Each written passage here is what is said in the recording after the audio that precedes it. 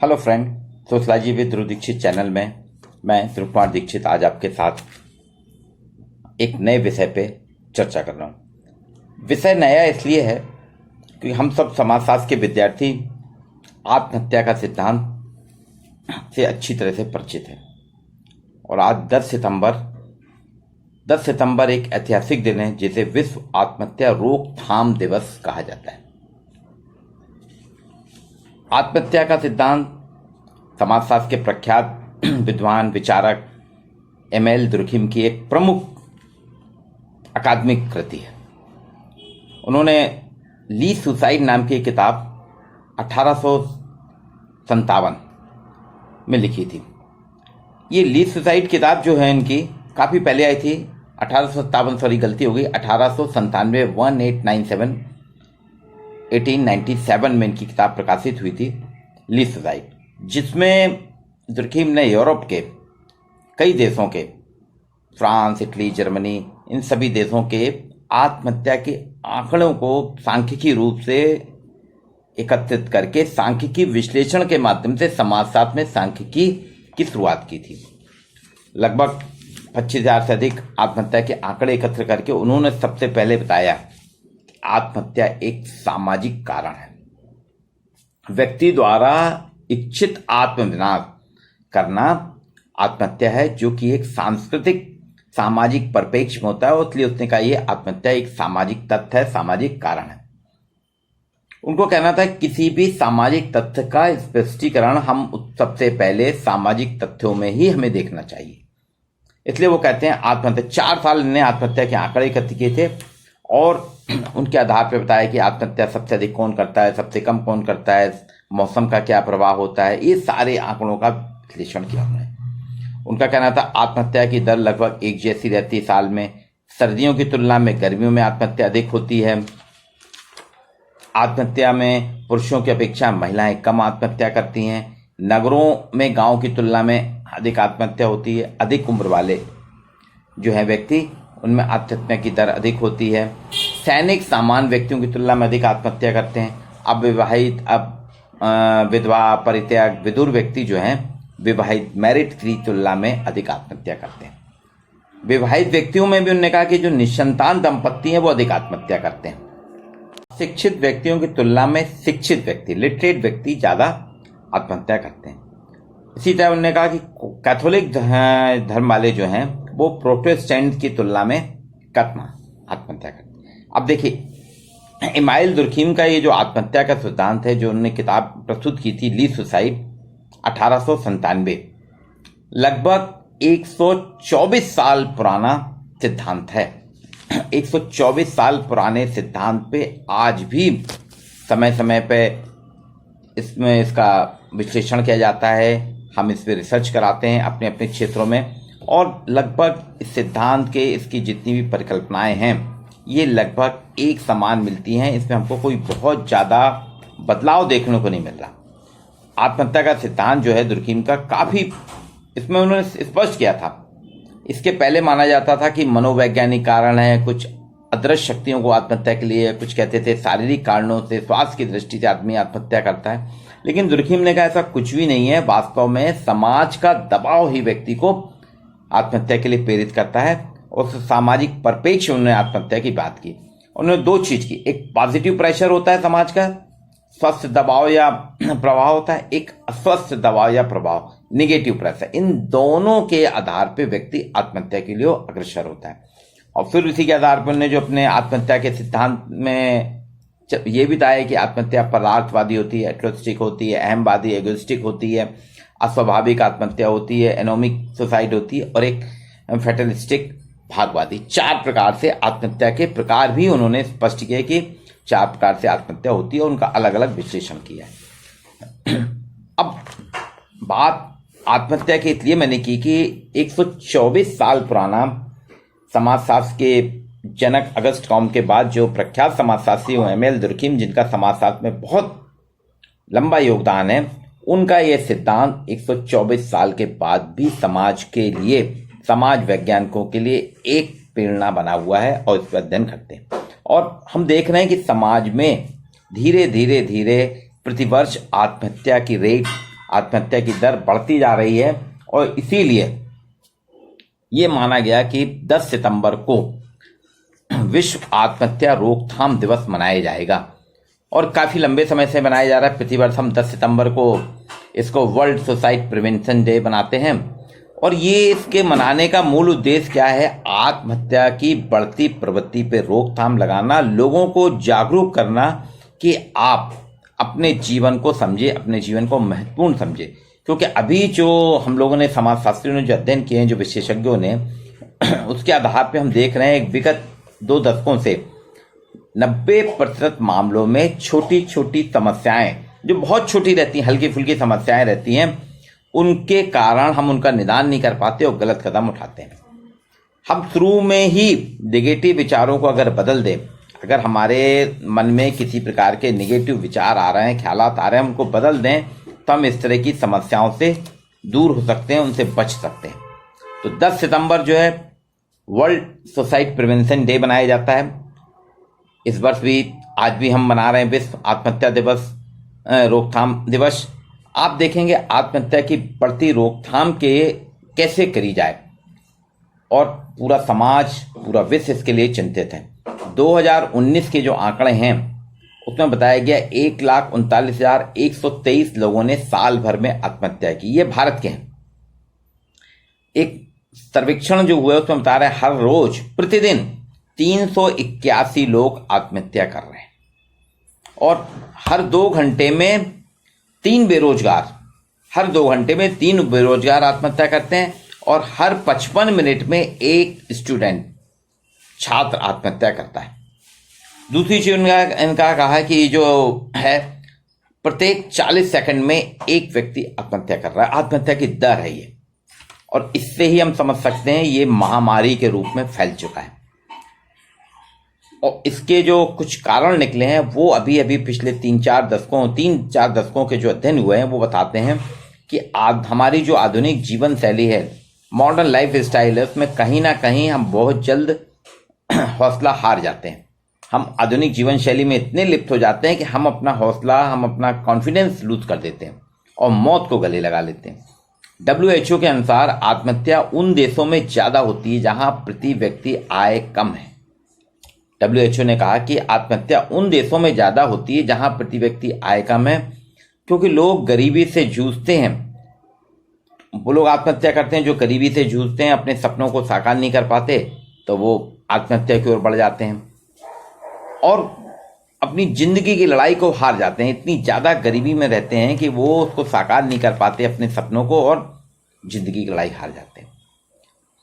आज आत्महत्या, अगर उन्हीं WHO के आंकड़ों को देखें और कुछ आंकड़े अगर हम देखें तो उससे लगता है आत्महत्या सिर्फ गरीबों में ही नहीं बल्कि संपन्न लोगों को भी मार रही है। आत्महत्या संपन्न जो धनाढ्य लोग हैं वो भी आत्महत्या कर रहे हैं। आपने देखा होगा गरीब जो है मजबूरी में जिंदगी खत्म कर रहा है, लेकिन अमीर जो हैं मानसिक फ्रस्ट्रेशन, मानसिक अवसाद के शिकार होकर मौत को गले लगा रहे हैं। नेशनल क्राइम रिपोर्ट ब्रांच जो है वो कह रहा है कि उसने अपनी जो रिपोर्ट दी वो कहता है आत्महत्या के बहुत से कारण उन्हें दिए। उसमें प्रमुख दिया पारिवारिक समस्याएं, बीमारी से परेशानी, बेरोजगारी, प्रेम और परीक्षा में नाकामी। ये मानसिक फ्रस्ट्रेशन या मेंटल फ्रस्ट्रेशन, मानसिक अवसाद जो है, मानसिक अवसाद निरंतर बढ़ रहा है। पारिवारिक समस्याएं हमें बढ़ रही, उसमें आर्थिक संकट भी है। कोरोना के बाद तो पारिवारिक समस्याएं हमारी बहुत बढ़ी हैं। भावनात्मक कमजोरी, ये 3 चीज प्रमुख है आज आत्महत्या के लिए। Mental frustration, family problem, family dispute और इमोशनल वीकनेस। आदमी भावनात्मक रूप से आज बहुत कमजोर हो गया है। पारिवारिक समस्याएं हमारी इतनी हो गई कि हम उसका निदान नहीं कर पा रहे, और इन्हीं के साथ धीरे धीरे जब व्यक्ति अपने हौसला नहीं कर पाता, आधुनिक जीवन शैली में अपनी समस्याओं से जूझता रहता है, अपनी उसमें जीवन शैली में इतना लिप्त हो जाता है कि उसको कुछ समझ में नहीं आता, तो उसमें फिर मानसिक अवसाद बढ़ने लगता है। इसके लिए हम समाजशास्त्रियों का क्या कहना है कि वास्तव में पिछले 5-6 दशकों से भारत में आत्महत्या जो बढ़ी है उसका मूल कारण क्या है? संयुक्त परिवार से व्यक्ति का दूर होना। ज्वाइंट फैमिली से व्यक्ति जितना दूर होता जा रहा है वो भावनात्मक रूप से इतना कमजोर होता जा रहा है कि छोटी छोटी असफलताओं को भी नहीं संभाल पाता। अगर मेरिट में स्थान नहीं आया, नौकरी में इंटरव्यू में सफल नहीं हुए, तो वो सोचता है कि मैं जो प्रतिस्पर्धा का युग है इसमें छोटी सी असफलता मिलते ही उसे लगता है कि हमारी जिंदगी खत्म हो गई, दोबारा प्रयास ही नहीं करता। जबकि कहा है कि हार के बाद जीत है, लेकिन हम हार के बाद जीत की कल्पना ही छोड़ देते हैं, सोचते हैं कि सब समाप्त हो गया। इसलिए एक शायर ने कहा था, चाह है तुझको तेरे दगाफुल के बावजूद, ए जिंदगी तू भी याद करेगी कभी हमें। अब कुछ आंकड़े मैं बताता हूं। वर्ल्ड में प्रतिवर्ष 8 लाख लोग आत्महत्या करते हैं। ये वार्षिक आंकड़ा है पूरे विश्व का कि 8 लाख लोग प्रति वर्ष आत्महत्या करते हैं। अब भारत में आते हैं तो वो 1,39,123 का आंकड़ा है, जो कि 11% की दर है भारत में। अब भारत के परिप्रेक्ष्य में अगर हम अध्ययन करें तो तमिलनाडु 12.5%, महाराष्ट्र 11.9%, वेस्ट बंगाल 11%। अब आप देखिए, तमिलनाडु और महाराष्ट्र दोनों विकसित प्रांत हैं। यहाँ आत्महत्या की दर 12.5 और 11.9% है। बंगाल में भी 11 है। अब महिलाओं के हिसाब से अगर देखें तो 16.4% महिलाएं आत्महत्या करती हैं और पुरुषों की दर 25.8% है। जो दुर्खीम ने कहा था कि महिलाओं की तुलना में पुरुष ज्यादा आत्महत्या करते हैं, आज भी वो ट्रेंड बरकरार है। अब इसमें हम इधर आते हैं। भारत में सर्वाधिक आत्महत्या जो हो रही है चेन्नई में होती है, उसके बाद बेंगलोर में होती है, उसके बाद दिल्ली, फिर मुंबई। ये चारों महानगर हैं। तो महानगरीय सभ्यता, जो मैंने कहा ना शुरू से कि जो संपन्न लोग हैं उनमें भी आत्महत्या की दर अधिक है। वो अपनी प्रतिस्पर्धा में लक्ष्य नहीं प्राप्त कर पाते। चेन्नई, बेंगलोर, दिल्ली, मुंबई, यहाँ गरीबी भी ज़्यादा है, जनसंख्या भी अधिक है, यहाँ रोजगार के साधन भी अधिक हैं। यहीं देखिए सबसे ज़्यादा आत्महत्या हो रही है। इसके बाद जो शहर आते हैं, एक चौंकाने वाले आंकड़े, जिस शहर से मैं रहता हूँ, जिस शहर को बिलोंग करता हूँ, जबलपुर, ये 5वें नंबर में। इसके बाद केरल का कोल्लम शहर है। मतलब ये मध्यम वर्गीय शहर हैं, इनको अपन विकास के दौर में महानगर में भी नहीं रखते। ठीक है, कहते हैं हम जबलपुर महानगर है मध्य प्रदेश का, वो है, लेकिन अभी भी महानगरी सभ्यता की ओर बढ़ रहा है। लेकिन यहाँ आत्महत्या की दर भी बढ़ती जा रही है। एक पश्चिम बंगाल का आसनसोल शहर है, यहाँ भी आत्महत्या बहुत ज्यादा हो रही है। हर 40 सेकेंड में एक व्यक्ति आत्महत्या कर रहा है विश्व में। अब सोचिए कितना खतरनाक आंकड़ा है कि मेरे वीडियो के बीच में कितनी आत्महत्या हो गई होंगी वर्ल्ड में। हम बात कर रहे हैं विश्व आत्महत्या रोकथाम दिवस की, लेकिन मेरे 40 सेकंड के एक आधे सेंटेंस में ही एक व्यक्ति आत्महत्या कर ले रहा है। इनके कारण जो बताए गए, अगर हम भारत में कारणों की बात करते हैं तो 26% पारिवारिक कारणों से आत्महत्या करते हैं, 19% बीमारी के कारण, 11% वैवाहिक कारणों से, 6% बेरोजगारी, 5% नशे के कारण और अन्य कारण है 24%। अब यहां देखिए एक और आंकड़ा देता हूं। जो गृहिणियां हैं, घर में रहने वाली महिलाएं हैं, वो 26% आत्महत्या कर रही हैं। दिहाड़ी मजदूर जो डेली वेजेस हैं वो 19%। ये गरीबी का आंकड़ा है, दिहाड़ी मजदूर की 19%। कृषि कार्य में लगे हुए लोग, कृषक की खूब समस्या है, कृषक आत्महत्या करते हैं, उनका आंकड़ा 13%। हालांकि कृषक आत्महत्या में भी गिरावट आई है। बेरोजगार 12%, नौकरी पेशा 6%। फिर वही दुर्खीम का, जो गरीब होता है, आर्थिक रूप से कमजोर होता है, वो आत्महत्या करता है, साधन संपन्न कम। तो नौकरी पेशा 6% कर रहे हैं। अब घर में रहने वाली महिला गृहिणी रोजगार में नहीं है, दिहाड़ी मजदूर, कभी भी नौकरी चली जाए, मिल गई, आज नहीं, डेली वेजेस है, कृषि अनिश्चितता का दायरा है, और बेरोजगार। तो ये आंकड़े 26, 19, 13 और 12% एक बड़ा आंकड़ा होता है। अब शिक्षित अशिक्षित की बात करें, दुर्खीम ने कहा था अशिक्षित ज्यादा आत्महत्या करते हैं और शिक्षित ने दिया था। अब यहाँ शिक्षित अशिक्षित के दौर में अगर हम देखते हैं तो जो अशिक्षित हैं वो 20% आत्महत्या करते हैं। 5वीं पास जो हैं वो 23%। अब देखिए अशिक्षित से आंकड़ा बढ़ना शुरू हुआ, 5वीं पास 23% हो गया, अशिक्षित 20%। 8वीं पास जो है वो 21% आत्महत्या करते हैं। 12th पास थोड़ा स्टैंडर्ड बढ़ा, शिक्षित हुए 18%। कॉलेज गोइंग स्टूडेंट जो है 11%। जो ग्रेजुएट हैं वो 2%। हाँ, शिक्षित ग्रेजुएट जो है 2% करते हैं, डिप्लोमा होल्डर 1% करते हैं, और प्रोफेशनल कोर्सेज वाले BE MBA सब जो हैं 4%। ये शैक्षणिक डेटा है। और वहीं मैंने बताया ना, हर 2 घंटे में 3 बेरोजगार आत्महत्या करते हैं, और हर 55 मिनट में, प्रत्येक 55 मिनट में एक छात्र जो है आत्महत्या कर रहा है। छात्रों के आंकड़े देखिए, मैं आपको बताता हूं। ये कुछ स्टैटिस्टिक्स इसलिए दे रहा हूं जिससे आपको आत्महत्या की दर को पकड़ने में आसानी होगी। सिक्किम में 37.5%, छत्तीसगढ़ 27.72%, तेलंगाना 27.74%, केरल 21.66%, 100% लिटरेसी वाला है, 21.66%, शिक्षित लोगों में ज्यादा आत्महत्या। त्रिपुरा 19.67%, गोवा 15.41%, बहुत साधन संपन्न है। तो ये छोटे प्रांत हैं, सिक्किम, छत्तीसगढ़, तेलंगाना, त्रिपुरा, गोवा, छोटे प्रांत। अब बड़े प्रांतों में हम कंपेयर करें, तमिलनाडु 22.85%, हाईएस्ट रेट है बड़े प्रांतों में। इसके बाद आता है कर्नाटक 17.48%। कर्नाटक में सबसे ज़्यादा यहाँ से देश विदेश से सब पलायन करके लोग वहाँ पहुँचते हैं रोजगार के लिए, जहाँ रोजगार के बहुत पर्याप्त संसाधन है। तमिलनाडु में, कर्नाटक में और महाराष्ट्र 14.2% है। वास्तव में एक नाकामी जीवन में सब कुछ नहीं होती। हमें सोचना होगा कि एक फेल्यूर, एक नाकामी जो है जीवन में सब कुछ नहीं होती। अब कहा जा रहा है सरकार गरीबों की है, बजट में सबसे ज़्यादा पैसा गरीबों को दिया जाता है, मुफ्त अनाज दिया जा रहा है, 5 किलो अनाज खाद्यान्न दिया जा रहा है, और भी सुविधाएं, बिजली फ्री, सब कुछ फ्री, उनको स्कॉलरशिप भी मिलती है। गरीबों की सरकार है, लेकिन गरीबों की सरकार में 19% दिहाड़ी मजदूर आत्महत्या कर रहे हैं।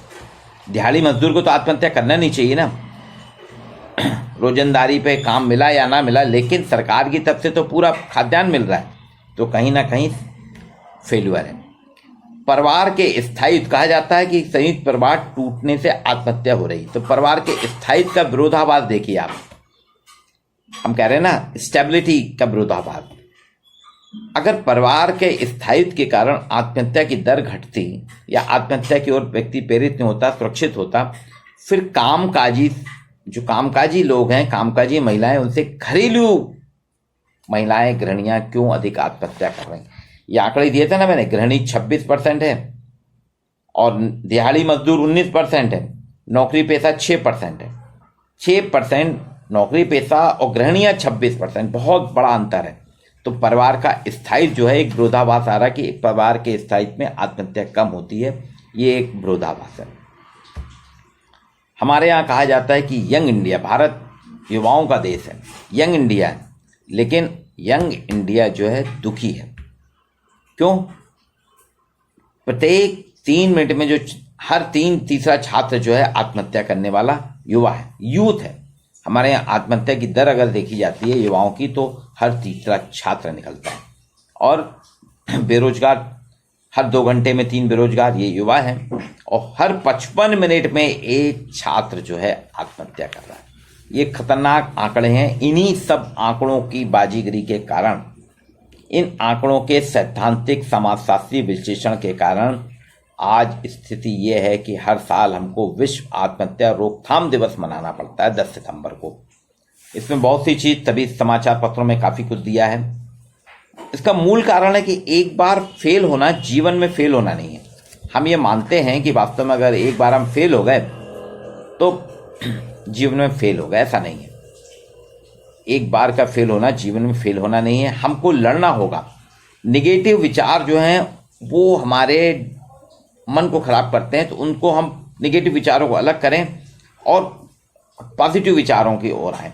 हर चीज में हम अपने ओवर जनरलाइजेशन ना करें, हम भ्रम से निकलने का प्रयास करें। थॉट टेक्निक बदलें हम अपनी, कि हम अपनी दिनचर्या को बदलें, बदलाव लाएं।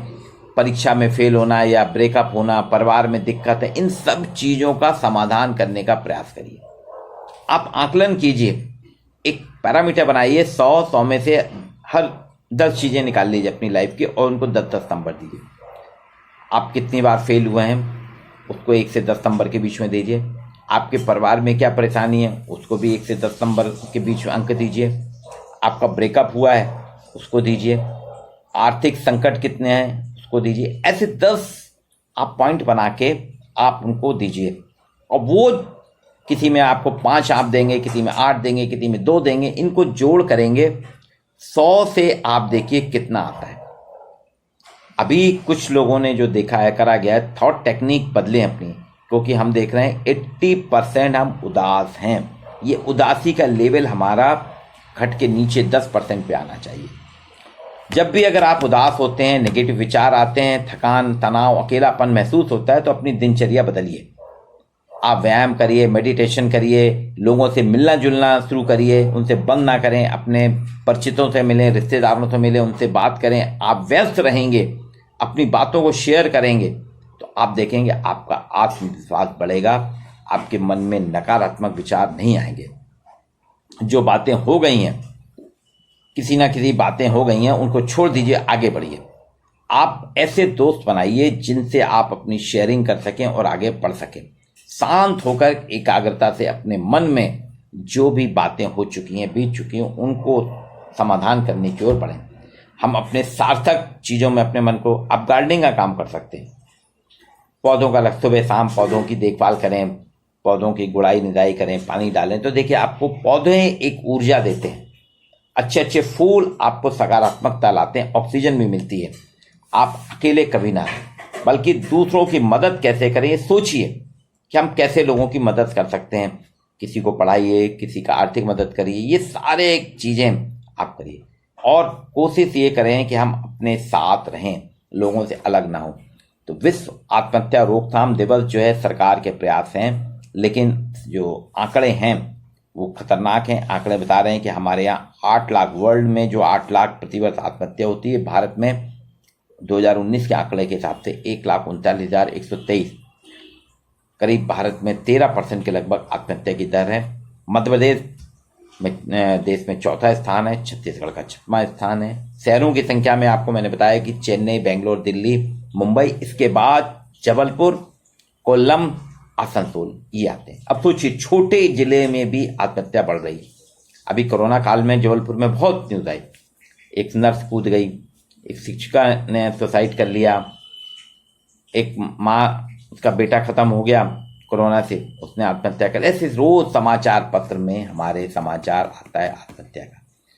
विश्व आत्महत्या रोकथाम दिवस में हमें अपने आसपास के लोगों को पहचानना होगा, उनको देखना होगा कि किसी डिप्रेशन में का शिकार तो नहीं है, किसी कष्ट में तो नहीं है। उनके साथ उठिए, बैठिए, उनके साथ सहयोग करिए, उनकी मदद करिए। तो आप देखेंगे जो आंकड़े, हर 2 घंटे में 3 बेरोजगार आत्महत्या कर रहे हैं, हर 55 मिनट में एक छात्र आत्महत्या कर रहा है, ये सारे आंकड़े आपके रोक सकते हैं। और हमें आपको यहाँ आगे आना होगा। जो मूल कारण है आपका आत्महत्या का, जोखिम ने जो बताया, वो थ्योरी आज भी सिद्ध है। सामाजिक तत्व, चाहे वो पारिवारिक कारण हो, पारिवारिक समस्या हो, मानसिक अवसाद हो, भावनात्मक कमजोरी हो, ये तीनों के तीनों सामाजिक तत्व है। समाज के कारण, समाज के प्रेशर के कारण, समाज के दबाव के कारण पारिवारिक समस्याएं आती हैं, इमोशनल वीकनेस आती है, मेंटल डिप्रेशन आता है। ये सारी चीजें सामाजिक तत्व हैं। तो 124 साल बाद भी दुर्खीम का सिद्धांत जो है आज भी प्रासंगिक है, उतना ही वैल्यूबल है जितना 124 साल पहले था। जो WHO बता रहा है कि जहां प्रति व्यक्ति आय कम होती है, जिन राष्ट्रों में, वहां गरीबी से जूझने के कारण लोग अपने सपने साकार नहीं कर पाते और जिंदगी की लड़ाई हार जाते हैं। तो ये सारी चीजें जो हैं, इसके आधार पे आप समझ सकते हैं कि दुर्खीम का सिद्धांत आज भी प्रासंगिक है, आज भी उतना ही उपयोगी है जितना 1897 में था, 1897 में।